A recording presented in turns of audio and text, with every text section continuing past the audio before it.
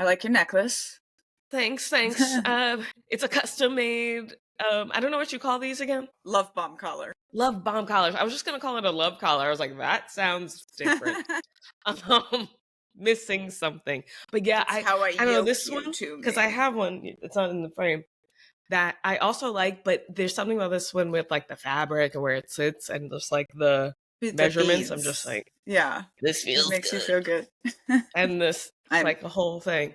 adding some extra to this one because I'm learning you shouldn't make the last row of things glittery because glittery thread is always scratchy. So I'm adding Yeah, another row nice. to it. But I don't know. I brought all these ones home that I made on my trip, and everybody's like, "When are you going to have them for sale?" I'm like, "I don't know. I like all of them." Yeah. This one's going A sense to of someone. urgency. Sense I of know. I know. urgency. But it's a good problem, I used to say. You know, it's like Yeah. people want your stuff so Well, bad. I was thinking about it too, that like just like with books where like now I'm selling like investing in other people's books and selling them on my platform. It's like, well, I could probably do that with crafts, like arts and crafts from cult survivors as well. Because so I always Yeah. kind of joke and say, well, you can make money doing crafts if you are an extremely prolific creator and you can build a huge platform, which is not what most people that are Yeah. kind of crafting to heal from trauma are necessarily going to be able to do. But I'm limited by how much I can sell because you can only craft so much yourself. So it's like, I'm on vacation, I'm turned off, or people, want more of this certain thing, but I can only make so many of these. But my mom had already brought up, she was like, oh, I knitted this thing or crocheted, I can't remember which, but she's done like a cardigan, which is very mild colors. And she was like, it's not really your brand, but I wonder if people would be interested in like a sweater done by Knitting Cult Mama, like literally done by my mother. Mm-hmm. And I'm like, oh yeah, we could try that, and then like at some point we could sell your stuff, we could sell, oh my gosh, I finished the musical concept, but I'm like, I just envision a little like arts and crafts store out front when people are leaving. I think And that it's makes like you're buying sense. stuff. Like I will have bought the art directly from the cult survivors. And just like Right. another Okay. way that like everyone's getting paid and Smart. using the big platform for something. Yeah, that makes a lot of sense. And that way it's not on a person to now commodify, like to go into Themselves, commodity. right? Exactly. And They are just because already the stuff they have. Because I could definitely send you with stuff that I and have, and I feel good about that. And I think that's the thing too with so many of us with ADHD. It's like, I'm going to make, like right now, I'm making fabric tassel earrings, right? I'm going to make 5,000 of these things. And then I'm going to move on to something else, Right. And so I think we do that, but people want to sit there and make 500 of a thing of their art because it's soothing and it's whatever. And like some of those will be great quality to sell and they don't need like 1,000 of them. So I almost feel like sometimes our ability to just keep creating or making a thing is actually hampered by not having a market to sell those things to. Yeah, and you start to go like, if I make another thing, 100%, because it's almost like, well, it's like a bottleneck for yourself sometimes that you create, and then you're like, well, I don't want to start something, and you already have a platform and a place, and but that was even connection and to that the was audience. even my thing with these collars or even with the scrunchies. It's like I'm already making so many that I'm carrying around bags of them. I have to stop unless I find a way to get them out to people, and then I can just keep doing it. So I've been having a lot of fun with like, well, I just go on my shopping sprees at thrift stores and get supplies, and I turn it into something I want, and then I move out something else that I've used my number of times, and then That's it feels so connected to kind of how I feel about my words and my stuff. I don't know exactly how yet, but it sits. And that's kind of the thing is it's like it allows me to be making art with whatever I'm thinking of at the time and whatever I'm doing. You know, I'm going to have a bunch of space themed collars when we do Cults Always Promise Space Travel. Yeah. And then like move into another phase. And I read this thing. I was doing minimalist closets for a while, specifically because we were living in an art. We decided to way downsize. And there was this thing that I always remembered where she says, you know, we hang on to these favorite pieces of clothing that we used to wear all the time because we think we're going to start like wanting to wear it again. And because we once loved it so much. But in reality, a lot of the time what has happened is our style has changed and we're not coming back to that. But we keep it because, you know, what if I start like wanting to wear this again? And so then of course the theory is like, well, if you haven't used it in years, get rid of it. If you need one again, buy one again, you know. And there is something about going back, and I feel like this is somewhat white in a way, with the like the clothes you wore, I can still fit into blah blah blah from this time. And I know that's not, you know, what you're saying, but it's like there's something about the hoarding of the like the who knows if I'll get my body back. This was a type of big stuff. point for me when I was trying to like actively trying to fight with the disordered eating and like still kind of giving myself this little space of like, but my clothes are really nice. You know, like I have so much clothing that I've collected that I'm literally working into my identity, but my clothes are really nice. And then I literally was like, Daniella, stop the. I literally said this out loud in my mind to myself one day. I was like, Daniella, stop the. You make clothing. You know, and that's when I started kind of this big project that I'm doing now, which is modifying like anything that doesn't fit me. I'm cutting it up. I'm changing it. I'm doing something else with it.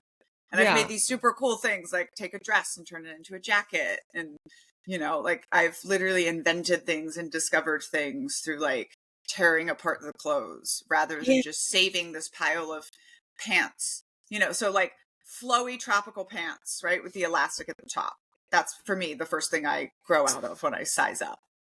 But it's like I hang on to them because they're so important to me and I bought them in these parts of the world and whatever. But like you can make that a sleeve, you can make the whole pants a jacket. Like there's so many things you can do with it to be creative rather than just having it sitting in a pile of like, I want to be that size again. Yeah, that's so, oh my goodness. But also the clothes represent me as, instead of I mean, yes, it represents the time.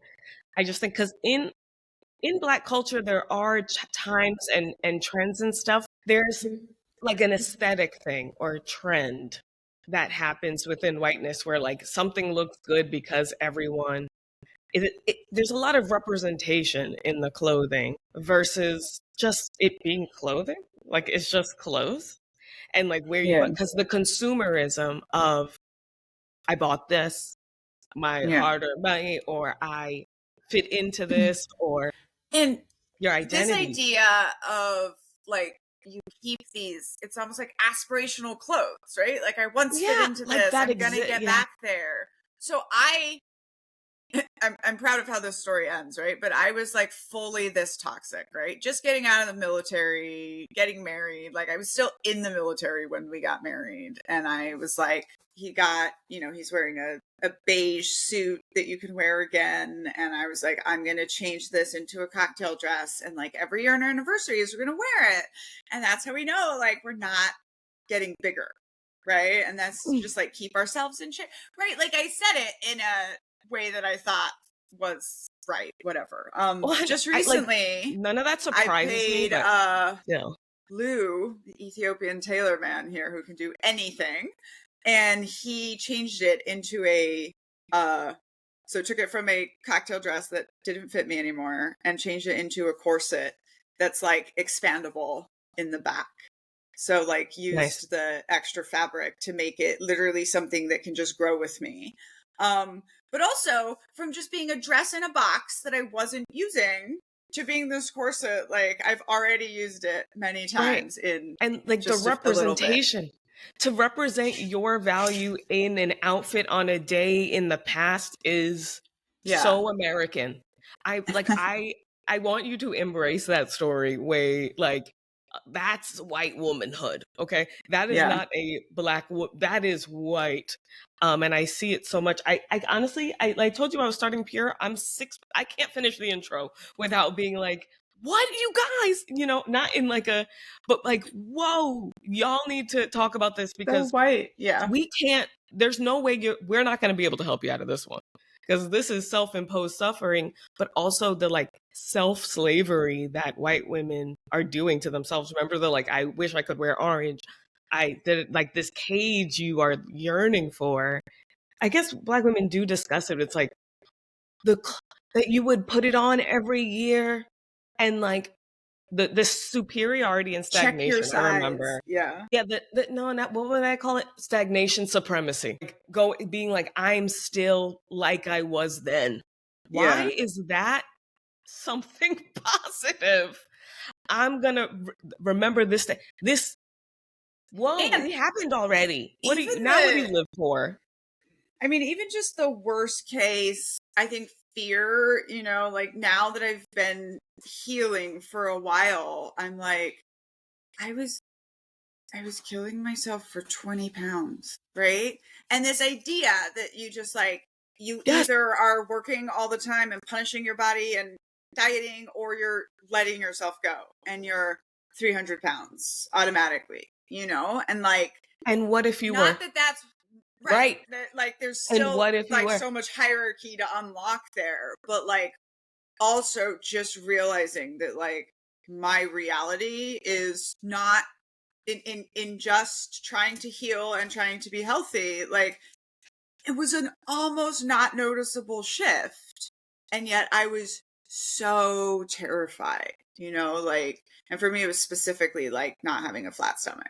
Like, that was my hill that I was going to die on. And now I repeat it all the time that like having a flat stomach is a stupid prison. Like, I'm not giving that any space. It just, that's nonsense, right? Yeah. That your stomach, the place where babies look, the thing that is most valuable to them for you is the place you have to be the most scared of. And oh my gosh, but I was also thinking, how they say cults promise space travel? I would say they're also obsessed with time travel and getting back, keeping and making you want to go back or in the future, and fear the future, and saying I don't know is so terrifying. Or like, what's it going to look like? I don't know. You don't know what it's going to look like. That's something to be like, what? You need a psychic. You need someone who's going to say, this is what the plan is. I really think this is part of the reason why cults pop up in times of social turmoil.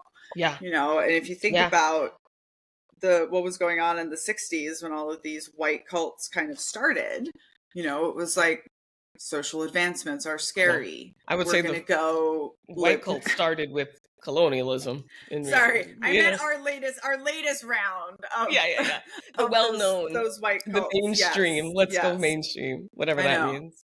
And I literally feel like, okay, so after Jonestown and Charles Manson, we were like, okay, cults are bad. Yeah. But anything that existed before that was like grandfathered in. So like Jehovah's Witnesses, no, we're not looking at that. Seventh-day Adventists, we're not looking at that. Like Catholic Church, we're not looking at that. It's just from here moving forward, it's bad. Just like slavery. And now it's really upsetting people now, because now us children from the big recognized cults of the 60s are growing up and telling our stories, and all of these other people that were told that their religion was accepted and normal and blah blah blah are like, wait, but that's the same thing. And like, that's for me the pure evangelical thing, right? It's like, you read some of these stories and you're like, oh my gosh, this is cult stuff, just like the things little you're virgin saying. Girls dressed in white dancing around a crucifix, human torture purity balls, pledging their virginities to their fathers. the purity ball, I can't even. It's like that, and only the white purity women. ball, like that is cultier than any of the like wacky ceremonies I experienced in the Children of God. He got up on the mic And the little girls, so the thing about what I watched, you know, a couple videos on purity balls, the little girls telling their speeches about how great their dad is and doing the cry voice, the like, I am so grateful, like doing this signature white woman, no tears, but they're so young, there's no reason for them to have that emotion present while they're talking. Yeah. It's been taught. It's so taught. And the like, that's so creepy to me. The crying, you're just suffering, and even joy makes she's so happy that her dad is her dad, and my husband will be like my dad. You're 7. Like, I don't know how they are, but like, oh my gosh, you guys. It's like taking a thing that I think is kind of natural, which is for girls of a certain age to like think their dad has hung the moon. And, you know, I remember like a year ago, my then 8-year-old was like mad at her dad for being a good guy, because how was she going to find a partner that was as good as him? And we were like, hey, parenting win. You know, it in this sort of way of like, oh my God, hey, you're a great guy in my life, but not in this like, but also coax it further, you know, that so like, many well, yeah, your guys dad are terrible. doesn't want you to find a good guy, and he just wants you to stay as like pure little girl forever. And the whole joke about like the dads brandishing the guns when the boys come for dates, it's just, yeah. What are we? What, you're protected? Is she okay? Is this what happens? What is going on in this house? And like, the idea that men are both to be responsible for you, but you are responsible to keep their thoughts pure, which is nothing. And it is your responsibility. You are a stumbling block. You're a block. So it's like the reverse. We get adultified as kids, right? You get infantilized, but it's also in this, but you're responsible. Like, yeah, infantilized, but it's in a pedophilia way. Right. Yeah. And that goes, people that have flat stomach and hairlessness below the waist are little girls. But also, you know, very hungry. As if you're a grown woman with a flat stomach, not naturally, like they want you hungry, right? You always have, right. You know.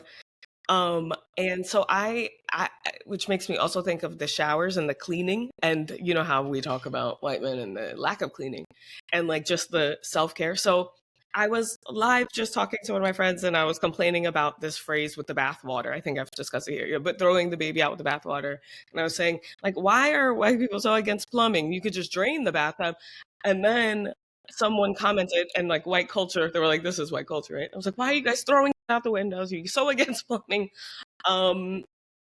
Just, and like throwing the babies. Where did this, you know, kind of just having fun. But someone said, I looked it up, and it's like they would use one bath water for like the family and start with the man and go down to the babies for the last ones to take the bath. And like, and then of course some man comes in to be like, well actually the phrase comes from, shut up, sir. And he's just arguing with everybody about the origins. But honestly, it makes sense. Like, no one's surprised that this comes from a real place where, and then so many white people are telling me about how they shared bath water so much. And like, and then some saying, well, it's a lot to carry water around. But there's also this, like, I did a post that people got really silly with. So I was like coming out of the camper showers, you know, and there was literally 8 minutes for a shower. And my kid was like, I can't take a shower in 8 minutes. Meanwhile, I'm like 3 minutes, I'm still done. Like 5 minutes if I'm washing my hair. Like, I just, born and before and after, that right? Is the word. So I was like telling people to remind you, like, cults are always controlling showers. And like the way people will trip over themselves to misunderstand the difference between like shower control and scarcity control, right? Like, it's very different if you lived in a house that was poor and therefore all about conserving water, or you lived in a drought area, or you lived in a freaking RV, right? And one of those differences is that the limitations apply to everyone. You know, Right. like when you are I don't think, like, if you're Oh my goodness. confused about shower control, I don't think it was just done for scarcity. I think there were elements of other control in Right. that, There and you are were always just being reasons. told, you were Right. just being told that, right? Like Exactly. in this single Exact. bath, like you're also being taught a hierarchy of who goes first and who's There's important always and a blah, blah, blah. reason the abuser had to abuse you. And there's Right, always a reason because, oh, there's water. You're using up all the water, using up all the lights. Just because of that, I'm going to hit you now. That was still right, abusive. right. That And was then still abusive. you hear people be like, no, no, no, I was raised with 5 kids, very poor. And like, yeah, we had discussions about don't take too long in the shower because everyone needs to get to use it. But there was no like these bans and this control. Like there was just so much control in all of this stuff. And like, that's where people learn this And I think there's something whiteness. connected to brainwashing, and that I don't think they understand what washing means. Because I'm like, what is this war on washing these white people have? The white war on washing, I decided yesterday. Because brainwashing, whitewashing, those aren't washing. You're just colonizing. And that's what they're doing, is Oh, colonizing your body with rules and telling you, no, the reasons, because your color, my color clean, my color clean, your color dirty. You, that's why you wash so much. Me don't need to. Actually, that smell, that's your problem. Like, I'm used to it. That's because I guess I have a strong nose and you don't. What is happening? And just the fight they had to do to get doctors to wash their hands, white doctors, and because white doctors are the ones that are named doctors. Also, I think that's a skill set that we could be sharing amongst people a little bit more. But like yeah. the whitewashing. Well, there's other ones. Oh, washing your kid's mouth out with soap. Oh, everywhere but your body. Got it. You're gonna put soap in the kid's mouth. Eh, you- eh, we're doing, stop. Let's wash matters. And like, instead of valuing, and I feel like self-care, it's a little bit of that self-slavery I was talking about, where it's like those things, you Well, turn I self-care think into that's a chore. part of it, right? It's like washing your body should be kind of an enjoyable event, right? And like Right. doing all that and all, like, that's for me where I'm like, I don't like what do you do? Like I don't understand what people do in long showers. Like I go in there, I wash myself and I get out. And it wasn't, I was pregnant when I was very, very pregnant. It was like the only time in my life that I've ever just like stood under hot water cascading for just like a long time. And was like, oh, this feels nice. Yeah. And whatever, I still go back to not really. But it, that was a trained thing, and I mean, I was growing up with one bath a week in Latin America where you have bidets at least. So it's like you're washing parts of yourself It every still day, but then values, it's still these rules and right. this like kind of dehumanization of yourself. One of the Mm-hmm. things I think, well, you control shower time because that's when people think, like even in today's day of like high tech everything, like when I gotta wash my hair, I gotta take my AirPods out, and I'm not Because like, that's when I have so many videos of me having, like, I don't share, just like I'm having shower thoughts or wash day thoughts all the time. And that's why they want to control Black women's hair, I feel like, so much. And you just, the chemicals, it drives, just thinking about these yeah. things and being open to not knowing what the future holds is what these arts also and things are about. Like, I was thinking about my hair. I never thought I'd see my hair like this, but I never really thought about it. I just always knew we all straighten our hair to fix it but I was so bad at it because I didn't have a lot of the cultural awareness. My mom didn't really get that you're supposed to go every 6 weeks to get the roots done, right? But then I hated doing it, and I wasn't good at combing my hair, so sometimes it would grow out some, and I started to feel what the curls were like, and I thought, huh, so this would be everywhere. And it allowed me to even think about what would this be? Like, I never even considered it. And I, went natural, but they still took me 10 years to stop blow drying my hair straight. But it's like this, I didn't know what it was going to look like. So it's easier to just keep it straight. Also, like the easier choice is to blend in. I also feel like that's such an analogy for deconstructing.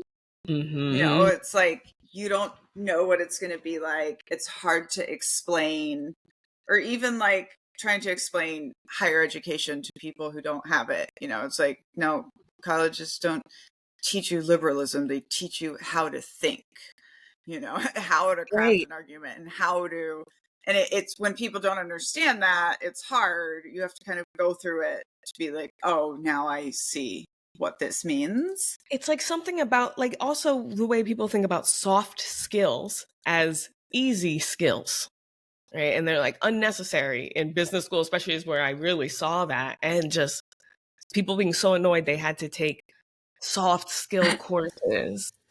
I just always thought it was hilarious. And I guess like maybe this is the autism thing, but like joining the military with an English degree is like, what?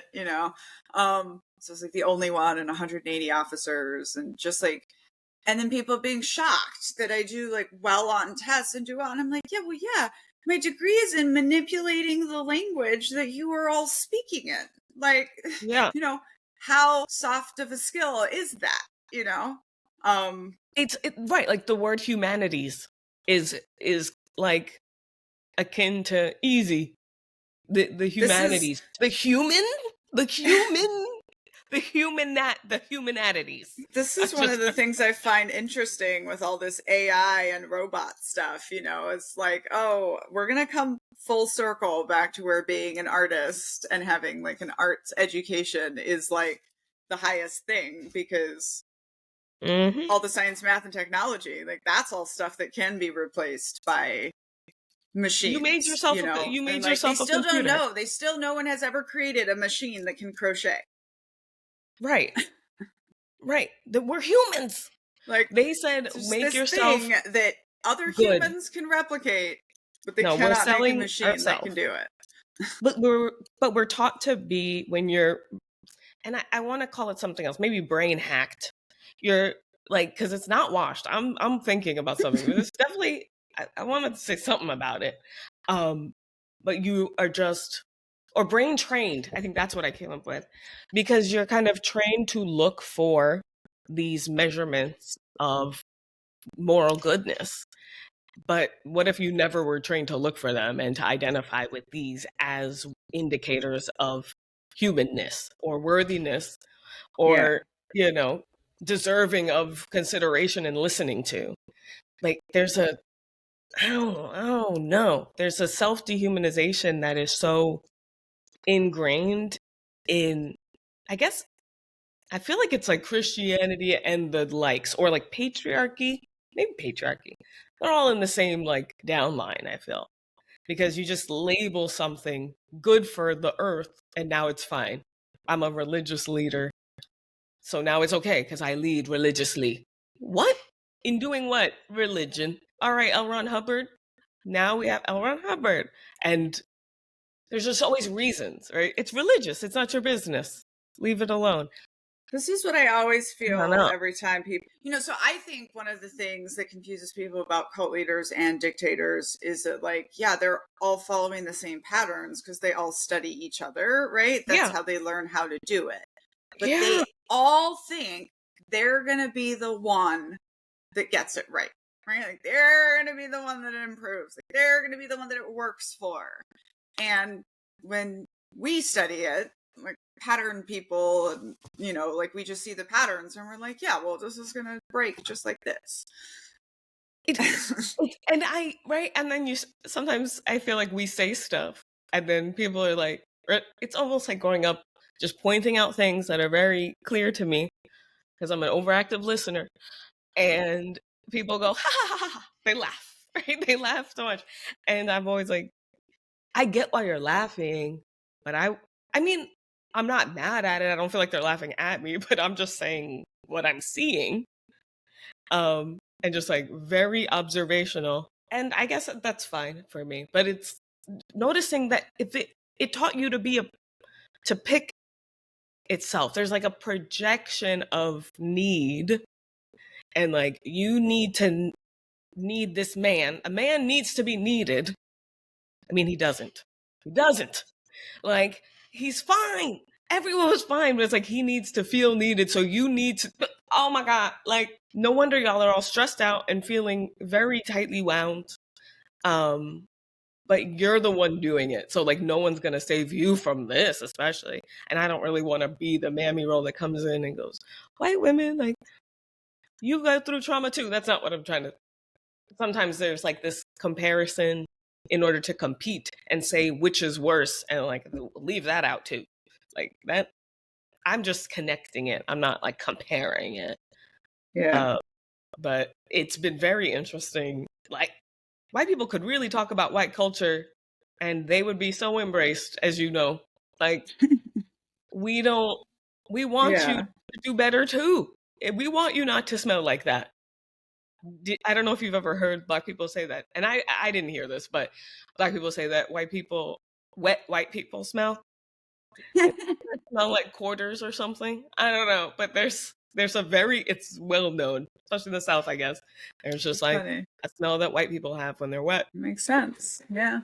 And like you can't, it's not to insult. It's like, oh, information we're sharing what it's like, living amongst people. And I guess on TikTok there was a lot of people learning how to wash themselves properly from Black women on TikTok, saying, apparently you haven't learned, so let me teach you.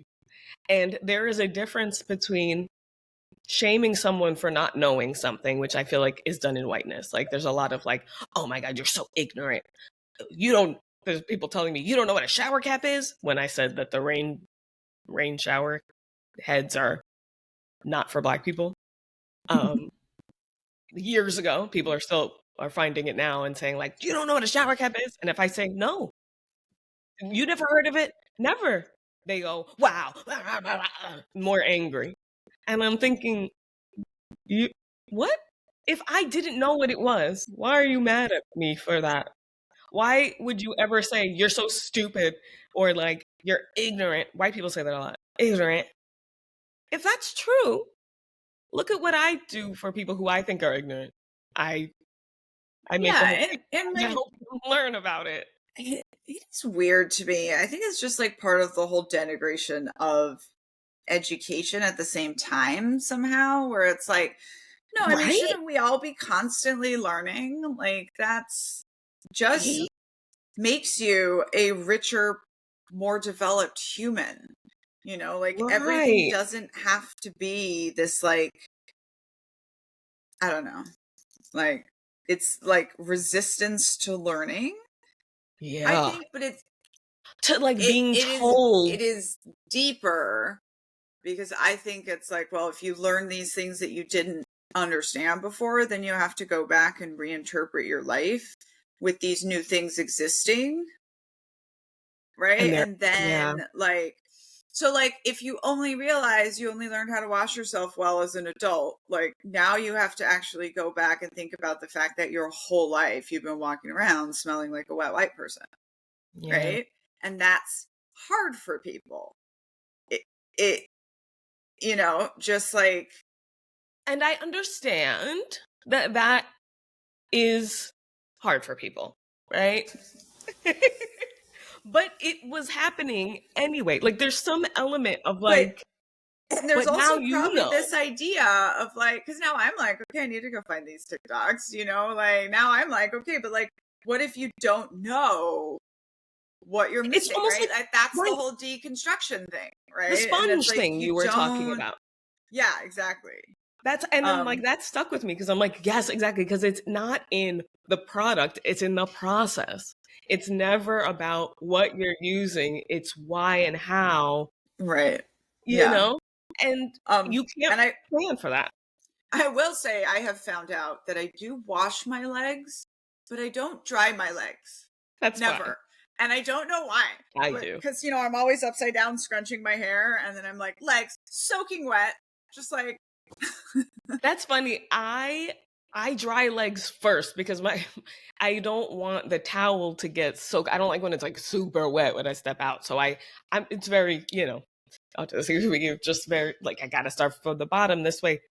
And then you catch all the drippies on the way up. But then of course my hair is flinging everywhere. So then you don't get your bathroom floor soaking wet. So that probably makes a lot of sense.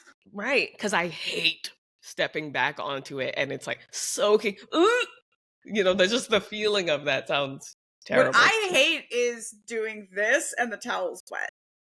So like I want the towel to be perfectly dry, and it like wrecks my day if like my husband used the towel before me and it's not like dry. You use the same towel? Okay. Do you use a towel once and then wash it? No, but I always have so we don't like intend to use the same towel, but we don't have like our own individual towels. So it's just like I don't think that's not. I'm just clearly never me. I'm always using a separate because maybe the idea that it could be wet. The idea is so bothersome. Yeah. Like no. What do you mean? Because I didn't process what you were saying. Like I was like, why would it be wet? It's from a family where like every time you use a towel, it goes straight into the wash, and your mom just spends her entire life washing towels and laundry. And I was like, no, that's crazy and wasteful and bad, and like, just hang the towel up after you use it and use it a couple times. But yeah. Okay. That's it. That's just making sure. No, we're. Do you use a washcloth? So none of this is purity testing. We don't do purity testing. I also learned about purity testing.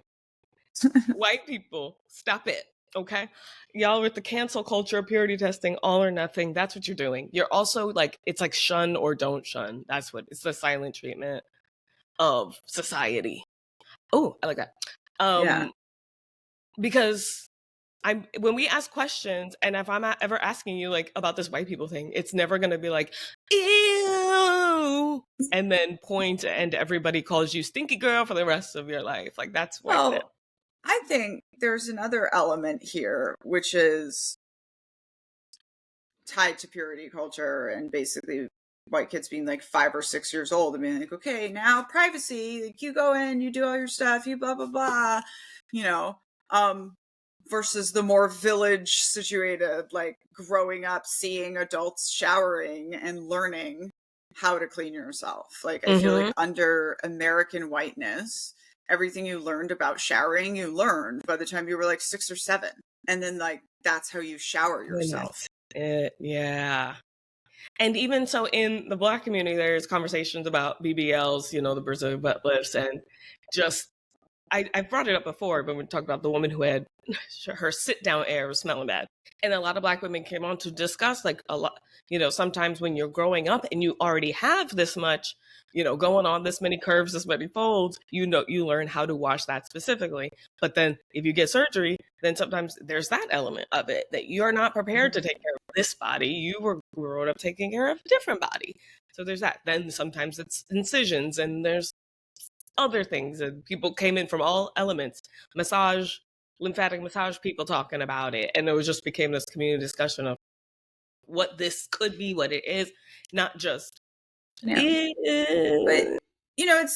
it's something that like I'm always interested in exposing my kid to when we travel places, especially as like communal bathing rituals and areas, and like just adults, even if it's segregated by gender, like at a Korean spa, for example, and just like going and being around adults with all types of bodies. Because literally every time I talk to people about like nudity or nude beaches or whatever, like white women immediately go to like, oh my God, I could never, like I could never just let my body kind of be seen like that. And it's like, but when you've actually been in these spaces, you very quickly understand like, no, this is not about anyone's body looking great. Like you have the whole range of bodies generally represented, and people are just people, and you learn that like women are women, and that can come in all different shapes and sizes, and that's fine, right? But see, then you'd have to like question village cultures, like older cultures for us, cultures that white people gave up. You had these things, like I recently found out I'm more Turkish than I knew, which I feel like I recognized when I was in Turkey. But anyway, right? Like, so my people have a communal bathing culture. And I happened to experience that because I grew up a communal bathing culture because I grew up communally and in Latin America.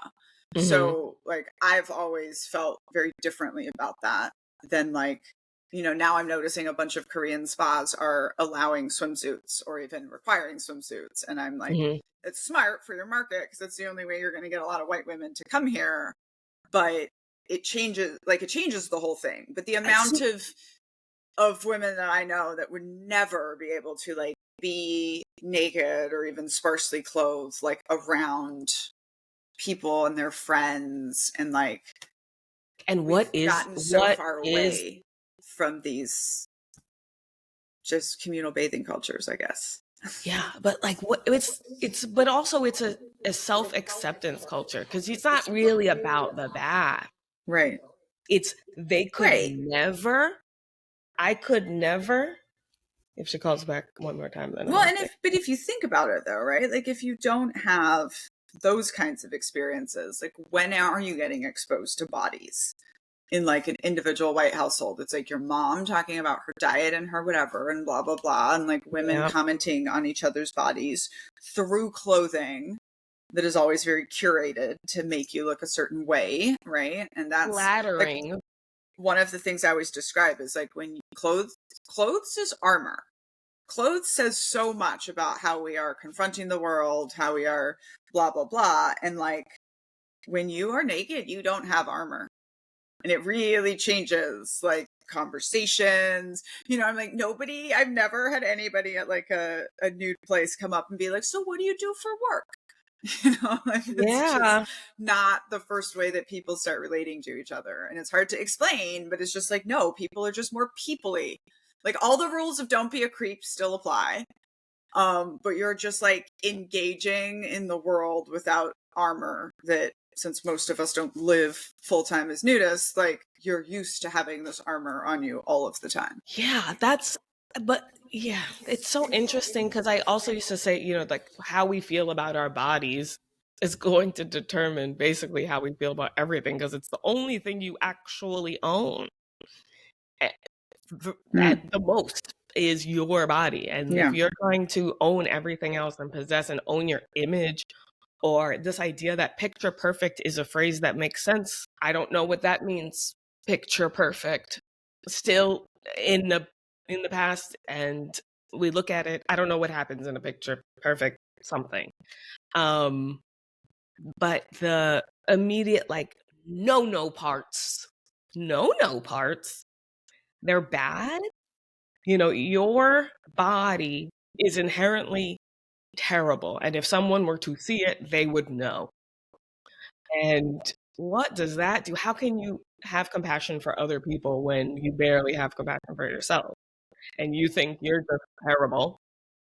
But if you see other bodies, and a lot of them, it won't work on the like, this is the perfect one if you see that they come in all colors. Exactly. And that's one of the things I was going to say is like, well, if you're told that these are called no parts, but the only ones you're seeing are yours, then how much is trauma is related to that? Hang on, I got to grab a visual. So I have this book. This is one of the ones I've been selling in my shop recently, and it comes with and without this art print. And it's called All Vulvas Are Beautiful, is the art print. And these ones are grown up. And what I always say in every single video, I'm like, how different would your life have been if you had seen this picture as a young girl or that picture as a young woman? And I had a comment that I said, so many women that I know have vulva related trauma, and this man asked, what is that? And so I did a whole video on it. And I mean, the comments, right? The comments of like, I had never seen one that looks like mine before. Like I tried to cut it off. I tried to just like women thinking like there's so much wrong down there. And definitely one of the comments was someone who was a woman gynecologist, and she was like, yeah, women are always apologizing to me and like warning me that they look strange down there. And it's like, no, we are being taught in the same way we were taught that bodies come in a hierarchy from skinny to obese. Like we're being taught that there's literal ways that your vulva is supposed to look. And most of this we are taught without ever actually discussing it. I hate so much of it. And it's like the whole periods thing. Like the idea of hearing about it is just so bad. Traumatizing for men. Like knowing about vagina's existence, and because that's really what it is. It's like the shoulders of, if I know a tampon is in the room, then I also know that vaginas are in the room, and there might be blood. Like, oh, is blood scary to you, sir? Just like hearing about it, thinking about it, it's just too much. You are doing a disservice. I mean, and then the ignorance blends into the culture in so many ways, right? So like one of my favorites is like, so men in the army, I'm guessing out of ignorance, not malice, made up the fact that women need to have access to running water every 3 days because periods, because vaginas, because who the knows why, right? They made that up, and then they literally used that fact, in heavy quotes, to create like all kinds of actual legislation and things barring women from serving in the military, serving in different roles, like literally all of this stuff. And they would, it was so surreal, like being a period haver in the military and then have someone like mansplaining why you can't be in combat because periods. It's almost, I relate to that. Like, imagine whenever a Black person says something Black person, white people go, hey, no, actually, that's not about race, because I've never experienced that way. So, literally Black people found, and here's another thing, Black people on TikTok found a couple Black Scottish people on TikTok and heard them with the thick accents, and we're like, oh my God, this is great.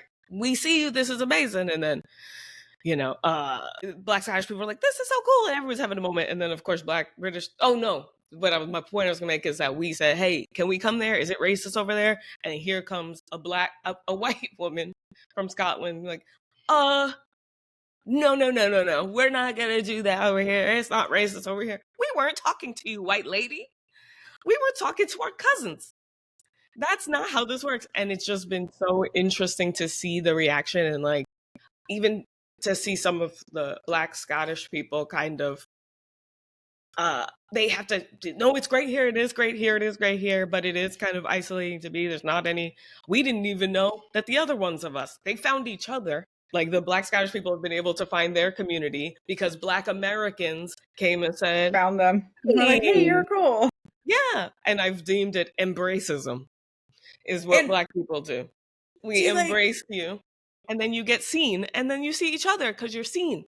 That's why I want white women to talk about being white women, because you can find each other. This is like, to me, this is like experience I've had, like making something with pieces from another culture, white women being like, oh my gosh, cultural appropriation, versus me making a distinction like, no, I'm not Filipino, I was just born in the Philippines. And then Filipino people being like, oh no, we can teach you, like you can come here and like this is part of this. Yes, like, but you're so primed for whatever cattiness is. I don't know. That's white lady stuff. The exclusion. I think being a cat person is fine, but I don't know what catty. That whole thing, that's white lady. Even though they talk exclusion, and it's like I can explain the difference in getting a compliment about my appearance from a Black woman feels very, very different than getting a compliment in my appearance from a white woman. Yeah. And it's like, it feels like with white women, it's always like, oh, it's like you said, like, it's always like, oh, I like this, like, wish I had one, or wish I, or like, I like this, where can I get it? It's always this kind of like comparative thing. Yeah. Or they'll say like, and also you're expected to kind of perform back in a way versus like, I don't know, like I'll be walking around in my outfits and I get a comment from anyone and it's like, yeah, thank you, like, yeah, I don't it's have not to transactional. explain it more. Yeah. That's white what it women is. would say Transactional. Yeah. they like, if they complimented my hair, I was always, one of the first big videos I made about it, it was like, you can just say, oh, it's beautiful, whatever, and then stop. They don't stop. They give a description and then they start whatever. I think we talked about that on our first episode. And like, you don't need to, oh, my daughter has curly hair, not as tight as yours, but but now stop. No, I didn't even want to do any of this. And now I have to go, yeah, what face do I make? I'm already struggling with social cues. I don't know what face to make when you just start stating facts about stuff. My daughter, my dad, I don't know these people. I don't know you. Why are you telling me stuff about, like, yeah, when Black women, it's just about, I am enjoying that thing you have. All right, bye. It's not, and then we should all hang out. What? We just wanted to say, it's like when a man is talking, oh my God, it is like when a man compliments you. And I do say white women, men of women, when white women compliment. I had one on a live tell me that, oh, you must experience pretty privilege with heart eye emojis. And it did not go well after that, because it was a trap, and I'll never, and just the way white women are trained to just smile while doing something vile. It just keeps coming back to me. It's like, I've never, it's so creepy. And they laugh at times they shouldn't laugh when someone's like accusing them of something, like, oh, this is just, what? Why are they laughing? It's called emotional affect, right? When what you look like, how your body responds, like, matches your actual emotions. Very, very famous case of misread emotional affect is Amanda Knox, who's convicted basically of this huge murder thing and sex triangle and blah, blah, blah, blah, because people didn't think she was acting upset enough. Right. But right. I think, this is something we see in the cult survivor community, which of course remains pretty white in the American cult survivor community. But it's exactly that laughing when you talk about something horrible. And that's how we've been taught to respond. You like see somebody doing something abusive to their kid in public and you laugh. Like it's so uncomfortable, but you're never supposed to make yourself like the issue or have an emotion that's not friendly. It like covers up the silence that would point to the discomfort. Sometimes I realize in the Real Housewives, there's this one that comes on.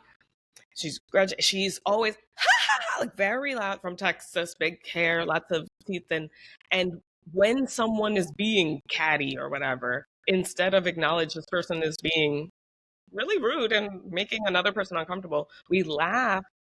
It is not funny. Yeah, it's like ha ha ha. And it doesn't make sense as a response to what's going on. But it's similar in my comments. I'll realize people will go like, ha ha ha, this is so sad. Da, da, da, da, da, da. This is sad. You're always making it about race. Ha ha ha ha. And I go, is it sad or funny? And then I don't know. Obviously, they don't say positive things after that. But LMFAO, you're so racist. If you thought I was racist, why are you laughing?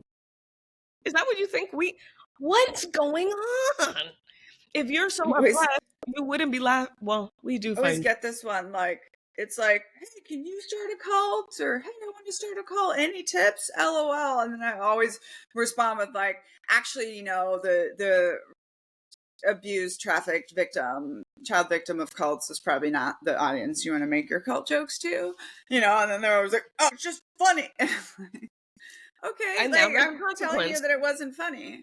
Right. And they, like, people don't know how to respond to that. Oh my gosh, Rebecca. So we're in Napa. The story's going to be very wide. And then the Europeans came. So we're in Napa Tuesday trying to find like a winery that's opened at 5 p.m. that will let us taste wine. So we look at this one on the internet, like it says it's there, it's our last shot. We drive up to the gate opens. We still don't see any people. So we walk up to the tasting room, the door opens.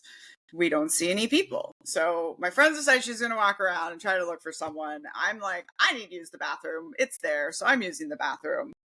We come out and this man has just like come over. So they were closed, right? The internet said they were open. They were closed, and just been like so rude. Like he was just so rude, right? He was like, no, and I think it's weird. No, we're not open. And I think it's weird that you're here. And that you don't understand that, like, this is clearly things are closed. You shouldn't be poking around. And I was like, sir, your gate opened. Your door is not locked. Like it says on the internet. It's like, well, the internet says some crazy things sometimes. And anyway, come to find out, pretty sure he walked by my husband, who was wearing an FDT, hat, and had just already decided he didn't like us. But so I come back to the car, and like in a kind of a loud, in a full voice, I just said to my husband, I was like, yeah, this man is being very aggressive, and I find this weird, and I feel unsafe. And my friend was like, the look on this man's face when you just called out what he was doing as aggressive.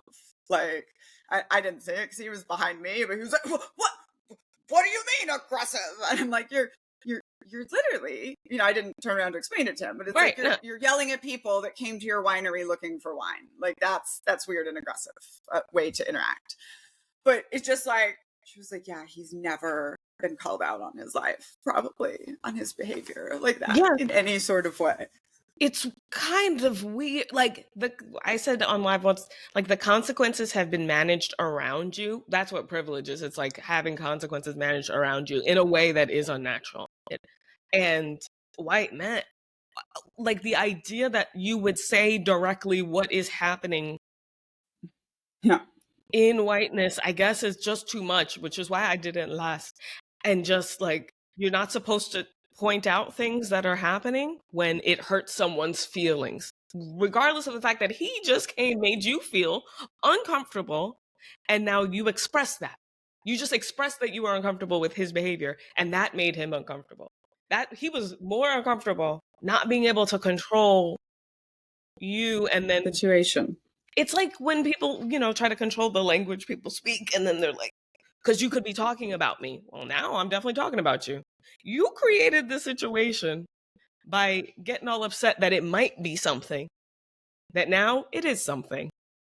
I don't. And also this language debate thing is so interesting to me, and I think about it a lot. Of like, because it's almost like the difference of the shower control we were talking about.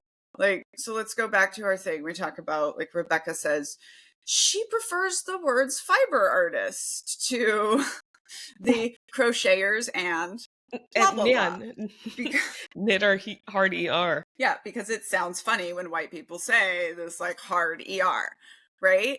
And so just like, okay, like, you brought that up. At no point were you like, I need you to change your whole identity. You can never use this word again. But like, now I hear it. And I sometimes still say it, but I almost always like catch myself and say something else. And it's like, that's what people who are parsing language are trying to do.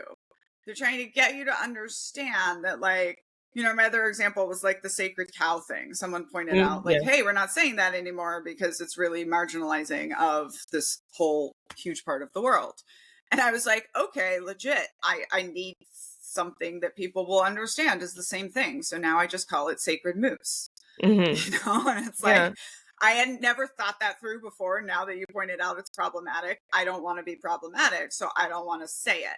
But it wasn't like, but you always, when you point these out, you get people being like, oh, what? So now we can't, blah, blah, blah. Now we can't use this word. Now we can't, like, we can't that. They just want you to know more information about it. And like, hopefully that makes you want to change your language. Because they're colonizers. See, they're missing the fact that we're not. When I tell you something, I am not saying you should anything. In that hot take, I did say, like, it's my knitting hot take is that you should call yourself a fiber artist, because when white people say, as a knitter, or to all my knitters out there, and there are Black people who, we hear it. I'm not the first one to ever do it, and apparently there's an Arthur episode where they go like, I'm not a knitter, and it's like a whole thing. I didn't know that, but I found out. It's a conversation I no one owns it, but I'm just sharing it, right? And it's on you to care, but I think that's the colonizer in y'all, where you're projecting that this, when I tell you something, you should now want to be like and do like me. Like the Christian, I've been thinking about, like, as a Christian, like other people don't refer to themselves as anything. Like I don't even say it's like as a Jew. And even when you do say that, it's kind of like, ooh, right? I say a Jewish person, but a Christian, it gives like as an American. What do you, and only white people tend to do that as a blah, now I can start talking.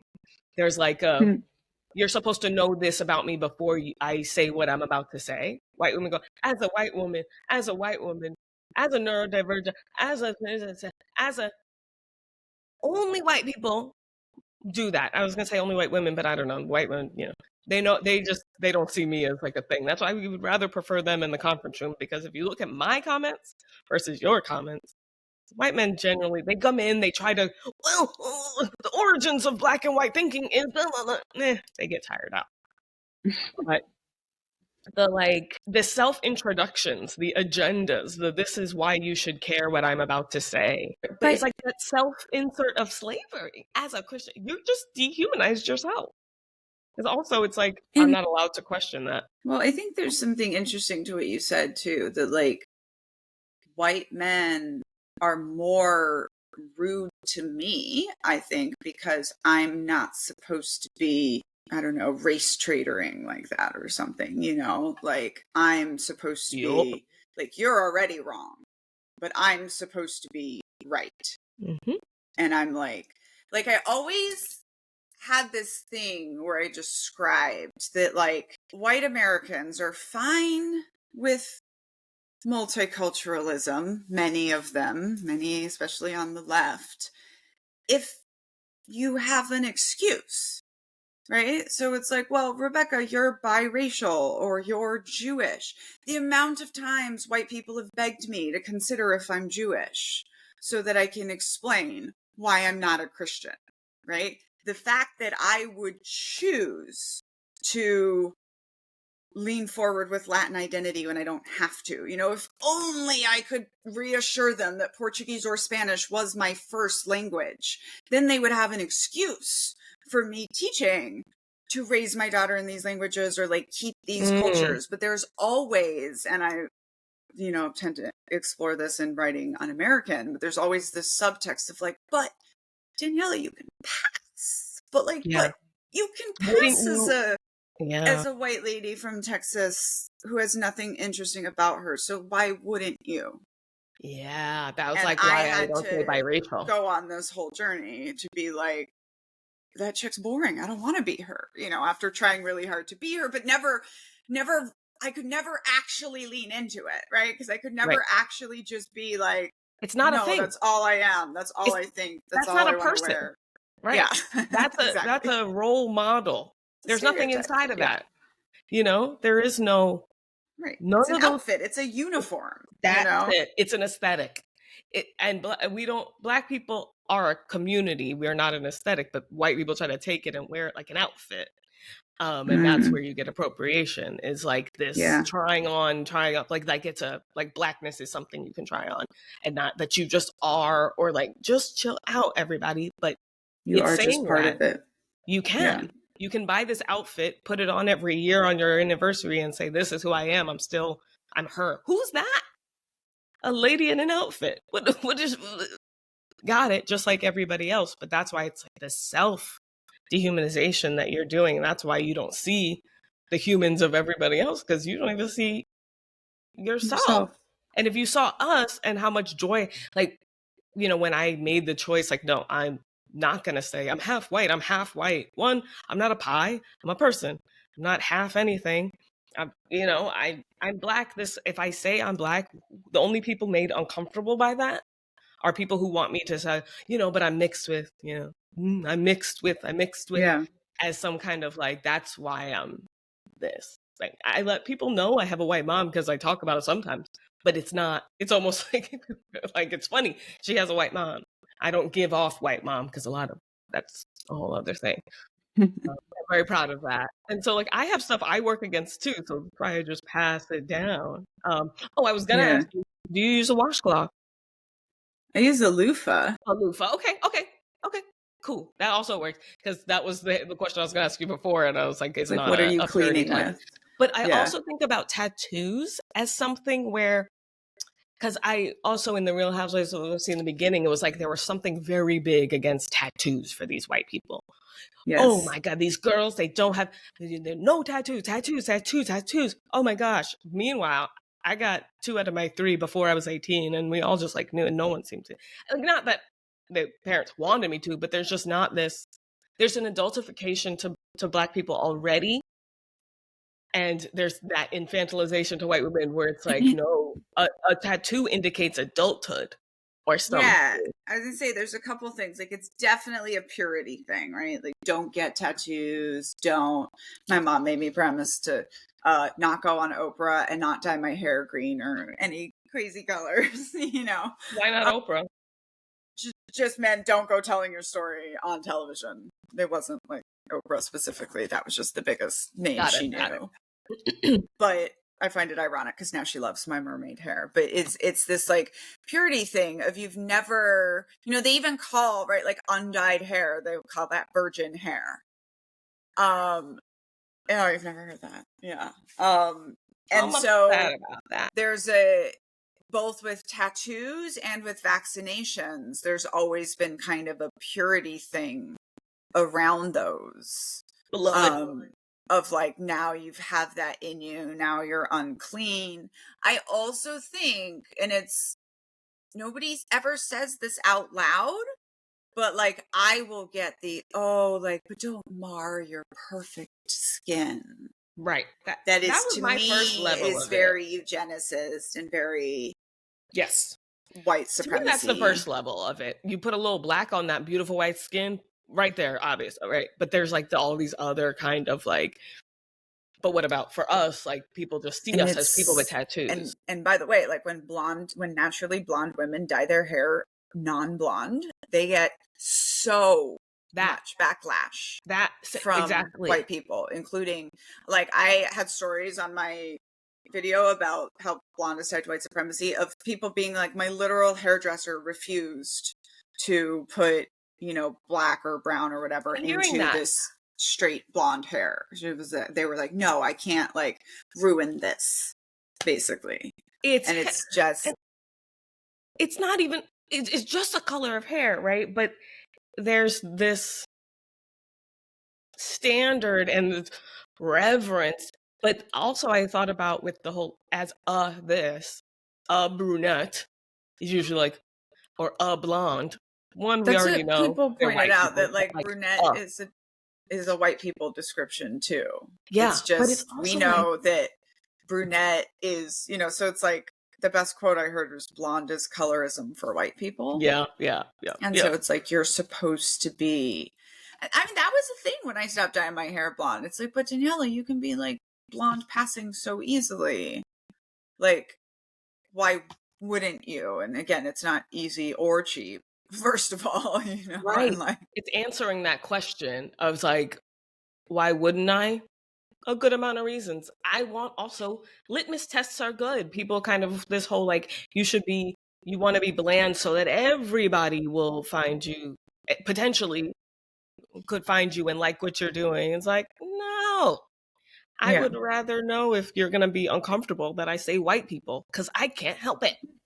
I wish I could. I'm leading with this with Culting of America, because every once in a while I'll get a request from someone with a platform and be like, oh, but we don't do political. And I'm like, sorry, first book, we stayed apolitical. This book gets political. Like, it's, sorry. It doesn't have to, because what is then what is the result? And when you start the same with niceness, right? Like this whole, like, we get policed as creators for not being like nice to people. And it's like, no, like, I don't care how many people think my stuff is not for them. Like, I just really don't. Like, my audience gets it. Yeah. And it's not supposed to be, you get majority rules, whatever that means. I hate that. majority rules. You guys only said that after the vote. I thought we were just going to talk after. But it's like, nope, that just means now we all do what they want. It's like, didn't have to be. I've been listening.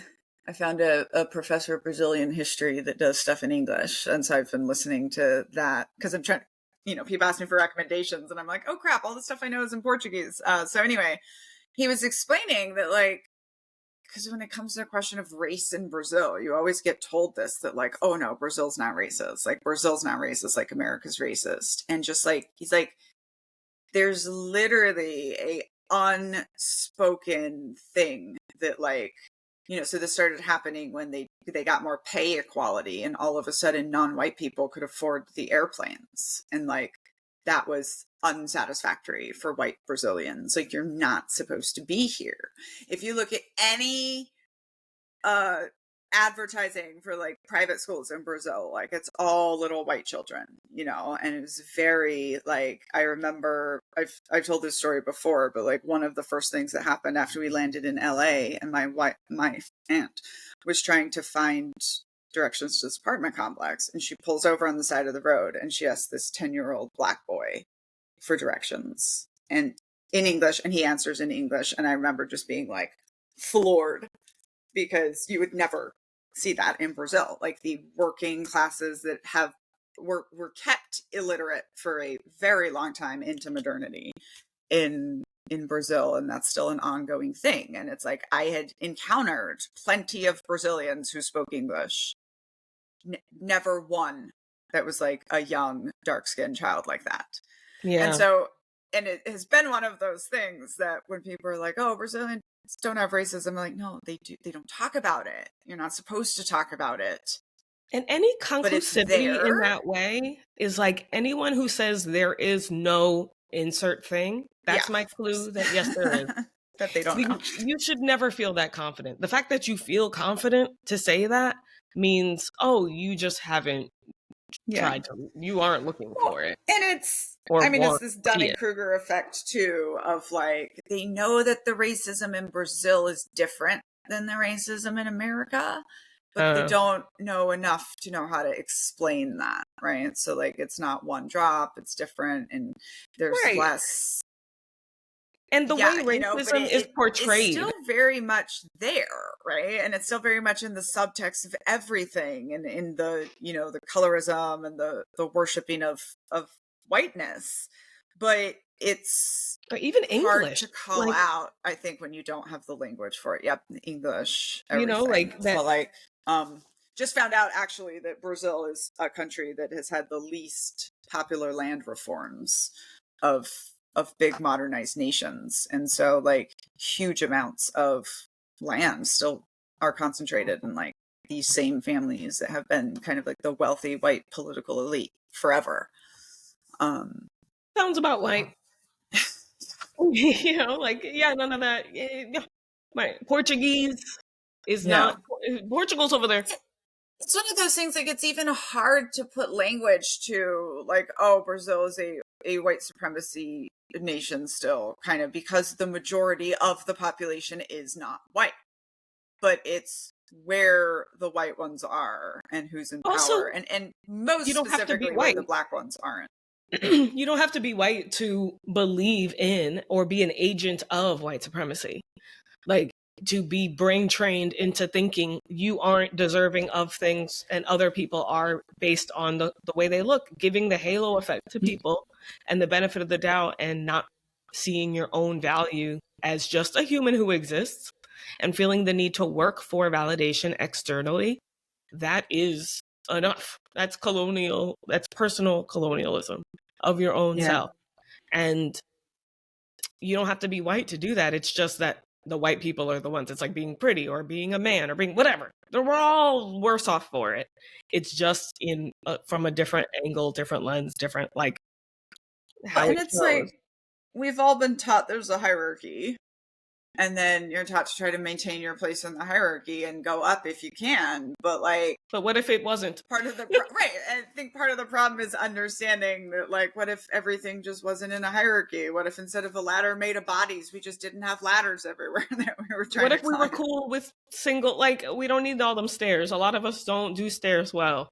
What if we fat in a circle? Oh my gosh. So I'm in the RV. I'm so energized. I feel great at the end of the day, no problem cooking. And then I'm like, I wonder if this is because in my real life, I live in a 4-story townhouse and I'm literally doing the equivalent of running stairs every day. Oh my God. Just in my life. Yeah. I think about, so I might have to rethink think about the cage, you just got more to clean and you feel less mobile and less I'm going to make it. When I went from 2 bedrooms to 1 bedroom, I was like, oh my goodness, this is great. Because I always just stress about there's just more to clean. If I want someone to come over and I need to clean, it's not I hope they didn't go over here because I ain't clean over here. Less is better. It gives me more refinement. It's like editing, And let me tell you, white people listeners, if you've ever done the math on what it costs you to maintain a guest bedroom in your house versus how many people you actually have come to visit, you will probably realize just get them a hotel room and use that room for something else. It's like a family room no one sits in. Exactly. You what? I had one of those. I don't anymore. Yeah. And I was questioning those things. I was so pissed, honestly, when I sold my house. They came and they staged it and they just did completely something else with that room. And I was like, oh, it was almost wait, this was a choice? I could have told me right. that in my big fancy adult home, I don't just have to have a fancy staged living room that sits there all the time. That was such an awakening for me. I was like, oh wait, my living room can look lived in. And we've discussed this, it doesn't have to look staged. You shouldn't be staging your life. But that's how we're kind of trained to get up on the stage and perform. I was explaining this to my daughter. So while we were gone for a month, our house got very cleaned and very organized because I like to pay people on salary. So we came home and it is so pristine. It does not look lived in, right? Everything is organized. And, then we came and exploded all over the house. And we were tidying up a little bit last night before her dad got home. And I was saying her, and I was like, look, this is the balance. If daddy lived here by himself, his house would look like this all of the time. And he gets stressed out by some of the clutter and the lived in. But he would hate his life because he would be alone, as he just got to find out on his 3-day drive with just him and the Republican dog. Right? If we didn't live with him, our lives would be harder in all these different ways, and our house would probably be overly cluttered and overly lived in. And it's this balance, right? It is a balance, and it doesn't have to look the perfect living room is just another stupid prison to live in. Can you think about that? The perfect picture perfect living room. Are there people in it? Do you see a person sitting living there? No. It's usually just when you think about a picture perfect living room, there aren't people. It's a couch with perfectly made pillows and maybe blankets and coffee tables. We're the people. The living isn't happening. The humanities are gone. It's just a picture perfect room. Nothing. Pure. It's pure. There's no person. We don't see the staff that had to just set that up and move this and someone screaming in the back, put the light over here.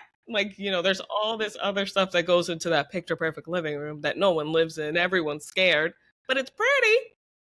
It's shiny and happy looking. It's everyone's terrified of stepping into it. And my grandparents had one of those, had the room you don't.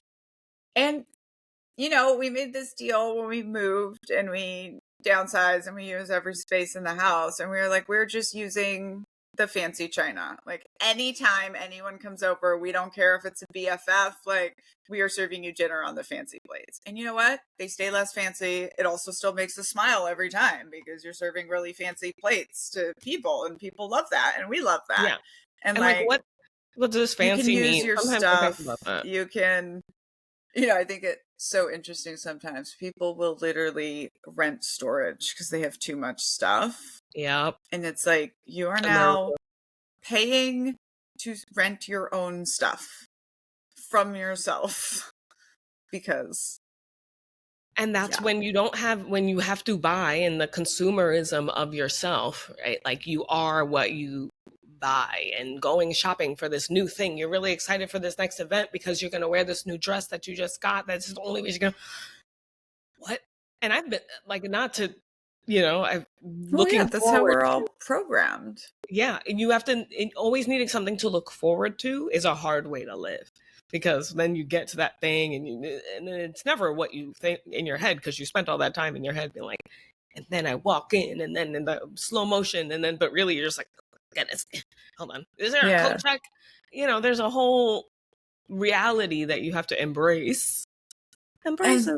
That's been something I've really had to work on. I mean, I literally, when I turned in my book and there was 1 year till it got published, I was like, oh, I can't spend a whole year just living for a year from now. And now, I mean, this is one of my answers when people are like, oh, how do you do this hard work all the time and you don't really take time off? And I'm like, I try to balance every day with itself, and like make sure I'm enjoying my life right now. Cause like there's always going to be a next thing on the horizon that I'm doing, like the project, like looking forward to. And it's like, are you enjoying your life right now at the stage that you're at? If not, do you like working on the project? Do you, is that part of it, or is it to complete? Because a lot of times people get into something to complete it and to have the proof of receipt. And there you go. Then I'll feel like more safe. I'll feel less worried. I'll feel more, and they're looking for the result instead of just doing the thing, like being on the journey, going to school to learn how to think differently instead of going to school so that you can get a good job, so that you can retire. You're never enjoying any of that. And I thought that was what adulthood was, not enjoying things and then getting a weekend to be like, squeeze all the joy out of it. But that's not how that works. Like just realizing that was my future, was enjoying weekends and vacations, but not because I could never enjoy them because I was so stressed about going back. Forever? And that's the end times, I think. It's like, that's why white people live their whole life to like heaven. For this payoff at or the something. end. I mean, that's what like retirement is, right? It's like, you give us your, what is the payoff? Like freedom?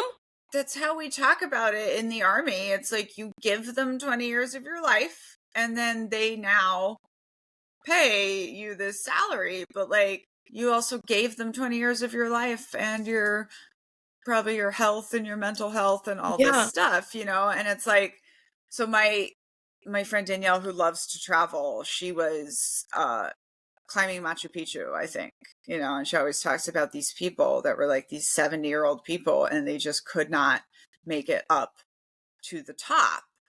And, you're on a trip with all these people, you're talking to everyone, and these are your typical, like, worked 50 years, saving up money till they were 60, 70 years old.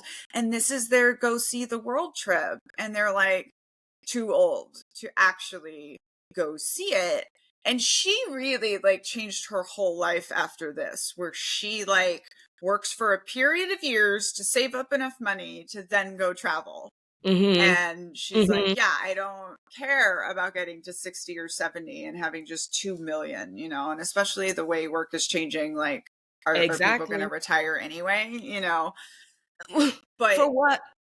But like, like, why not, and she calls them like mini retirements, or it's like throughout your career, you take time off. And of course you're going against the system. So it's going to hurt you. It's going to like have these repercussions, but like, what are they? She's getting to travel the world for her whole life, not just at the very end. This thing, and that's true investment. Like that's the type of investment that we've done. That people are doing this. That when you do have it, put it into what you want, not some long-term future faking promises of potential, and invest in the business and it'll invest. Blah blah blah. Well, and I think like this is probably a great place to end. But like this is one of the chapters to me in Culting of America that had some hope at the end of it was the exploitation of labor chapter, because I think we're starting to see that, and we're starting to like buy out of this idea. Yep. Like, I think like the sacred assumption of capitalism is like, you work for the man and the man takes care of you. And we're now realizing that that's not true. And I think, especially during COVID, like a bunch of people were like, oh, I can just make less money, but have less expenses and also do something that I like. Like, yeah, but I'll it take also that, please. called the bluff of that they will take care of you. Because during COVID, that's when really we saw, oh, they lied. They will not take care of us. They will tell us come back to work even just because when it doesn't make sense. And, you know, I've seen across different kinds of cults that people tend to have these big cracks in the brainwashing with medical emergencies, often of themselves or with their children. And I think it's because you see, even if it's just for like a brief moment, that like, oh, the cult's never going to stop you from sacrifice. They're never going to be like, okay, you've sacrificed enough. Like, you're good. Yeah, They're need a break. Keep Take a break. and taking and taking until they take everything. And then they'll just move on to the next person. Yeah, once literally you find in the army song, we keep sing, going. and the army goes rolling along. we will be here long after you. Sons will do. That's the cult of business as usual. Who's usual? Our usual is torture. Is gone. Yeah. And also, like, our usual is gone. You know? Yeah, like, yeah. That's it's like who's usual. It's almost like keeping the peace. Yeah, and exactly. We'll talk about it. So peace, like the peace of who, but also I've heard about like when you assault a police officer, I realize they always say a peace officer. Like there's assault of an officer of the peace. Yeah. It's like all of a sudden, I've never heard that. I've never heard y'all be peacekeepers until someone, spits on them some. And then it's like battery on a peace officer. It's whoa. Now you're. Oh my gosh. Yeah. Bastions of peace. I'm like, this is probably a whole nother conversation. That's why I was like, time, let me not. But I've been like, well, I mean, I've been explaining to people like the difference between the cops and the military. And like, the military is not trigger happy. Like the military, like you discharge your weapon and you weren't supposed to, like that can be a career ending event, whether or not that's in public, whether or not it hits anyone. Like we are very, very serious about muzzle discipline and weapons discipline. And we have all sorts of protocol in war about how much you can basically instigate violence against someone else. And then like, so every time I explain this, it just becomes like, yeah, we could have that with cops. We could. Like a soldier never leaves out into public with a live weapon without getting a very serious brief about the rules of engagement and when you are or aren't allowed to shoot. Like just that right there. Right? It could be so different, right? In Germany and Berlin especially, which is known for protests, like they don't even carry weapons. Cops are there to keep the peace. They don't carry weapons to shoot people, right? Yeah. Like nurses get attacked all the time. Nurses don't carry weapons, right? Well, and so I wonder about that. That's interesting. It just really hits me that it's like all of these things are taught, right?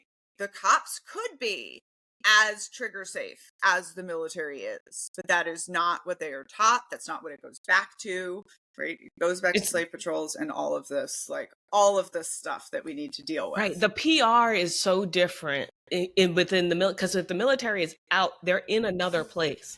They want to be there saying, we're saving you. They can't also be shooting you at the same time. And also, like, we know that the country will simply not accept that, right? Whereas, like, we have been trained to accept it from cops. Because it's against the bads, the criminals. This was something so interesting that came out in listening about the Brazilian dictatorship. It was like Brazilians always accepted that cops are going to be violent, but it was mostly toward the brown and black unlettered classes, right? But all of a sudden, when the military is in charge, you have them going against student movements. Well, it's a population of very few students going to college, but the politicians' kids were all going to college. So all of a sudden, you had police violence on them. And that's when they care. Right. Now it's crossing the line. Right. Whoa. And this goes back to, and I was calling people out with your language today on like the white panic, where I was like, now it's bad. Like now you think America's bad. Like now you're okay. Oh, like, interesting. And they're like, why aren't you panicking? I'm like, because some of us have been knowing this for 10 years. Some of us have been knowing this for 30, 40 years. Like, yep. And there's been, I always say it's like, we've been talking about this for a year, right? Over a year.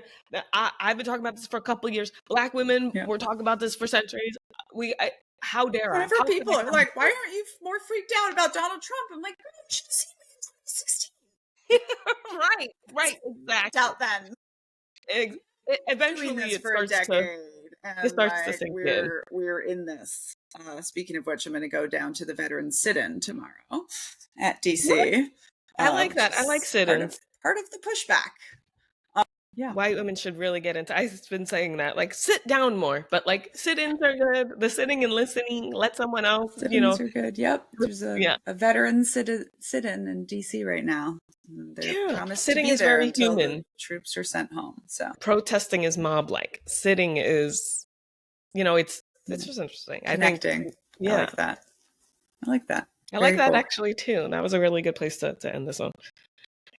Thank you so much, everybody, for listening to our show today. Definitely go back and catch our old episodes. We have quite a lot now that you can catch up on. We're out here.